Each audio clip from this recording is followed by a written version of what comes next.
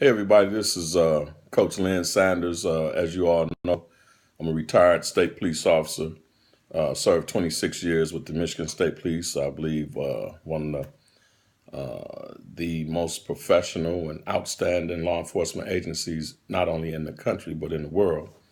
However, in light of what's going on out here in our climate all across the United States, and with police officers, you know, gunning down a lot of innocent African American men. And so, I'm the head football coach at Central High School. I'm also the athletics director, but I've been given a great responsibility to come inside the classroom and teach leadership one-on-one. And so last week, I took a lesson inside the classroom to my kids, and it was amazing to me, the outcome in this particular lesson that I wanted to get across to the kids.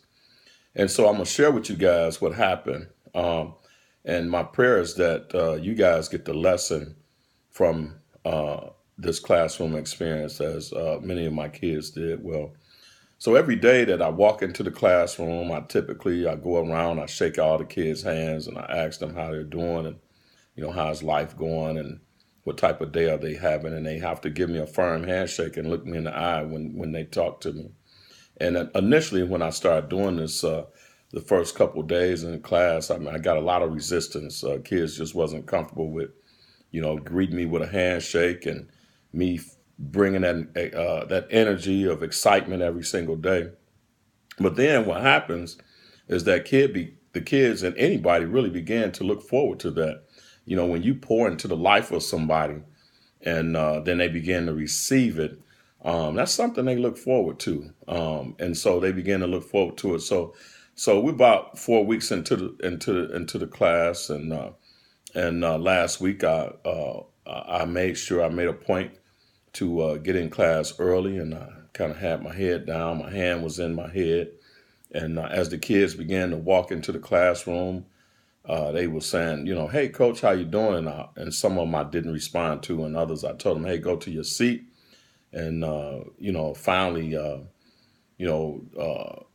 could kind of hear kids in the back saying stuff like, "Man, what's going on with coach? Is he feeling well today? Or is everything okay?"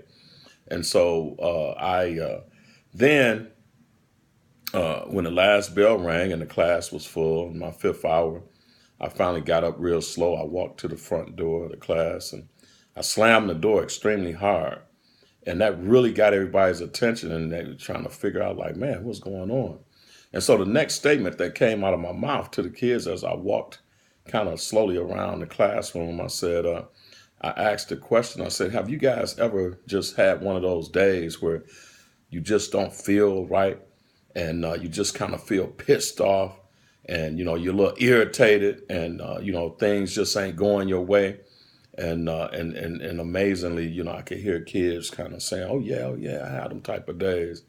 And so I said to them real candid and quite frank, I said, well, today is one of those days, and I'm having one of those days. I said, I'm real irritated with what's been going on out here in society, especially amongst our African American, young brothers and sisters. And so, they kind of paused, kind of waiting to hear what I was going to say. And I said, well, after serving 26 years as a state police officer, as a law enforcement officer, I'm really pissed off with the fact of all these white police officers going around here killing these blacks. And you could hear kids kind of saying, oh yeah, coach, I agree with you. Yeah, oh yeah. And so the next statement I believe all white police officers need to go to jail, and they need to get removed off the police force. And so, the room kind of got into a real quiet hush. And the next thing I said, if anybody in here that don't agree with what I just said, I need you to go stand at the front door because you're getting kicked out of my class. And so then I went on into my rant about, white police officers, the injustice that they're serving, and how they're, out here, all of them is out here just, picking on, innocent African Americans, and just shooting them and killing them. And so I started going around. I started high-fiving kids, and I was, fist bumping them. And I was saying, "Hey, you agree with me? Are you on board with what I'm saying?" And so I made my statement again. I said, "I believe that all white police officers need to get removed off the police force, and they need to be incarcerated." And I said, "If anybody in this room that don't believe what I'm saying right now, you need to go stand at the front door because you're getting removed out of my class." And I waited a few minutes, and there was a moment that I was extremely proud because one of the kids off of the football team that I coached, he pushed his seat away from the desk. And as I continued into my rant, he found the power and he stood up and he began to walk towards the door. And when I saw him get up, I said, "Oh, I guess I got somebody that don't agree with me. And since you don't agree with me, go stand at the door." I said, "Is anybody else that want to go join him?" And so I went into my rant again, and then I posed my question again. I believe that all white police officers need to be removed from law enforcement. They need to be incarcerated. And finally, one other kid found the courage and the power to push his seat away. And on the inside, I was feeling so excited and I was so proud for him. But I stayed in character and I continued my rant. And finally, after nobody else refused to get up and they sat in their seat, and I know several of them didn't feel comfortable with the statement that I made. And I know many of them didn't agree with what I was saying, but they refused to get up. And so I finally told the two guys that stood at the door to go ahead and have a seat. And I said, "Today, our lesson is no matter how passionate a person may sound, no matter how hard they may bang on the table, and no matter what position that they may hold over you, don't allow anyone to take you somewhere that you know is not right."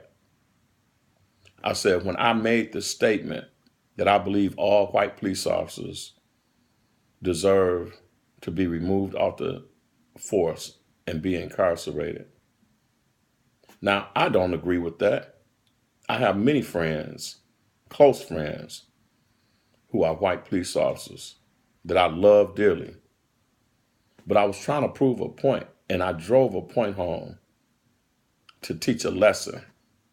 And the lesson is real simple.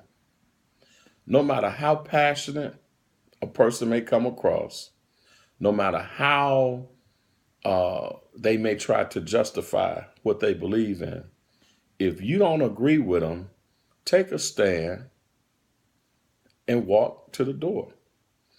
And so I was proud of the two guys who got up, and more in particular, well, both of them, but especially the first kid, because it took a lot of power and a lot of strength and internal strength to get up in front of everybody else.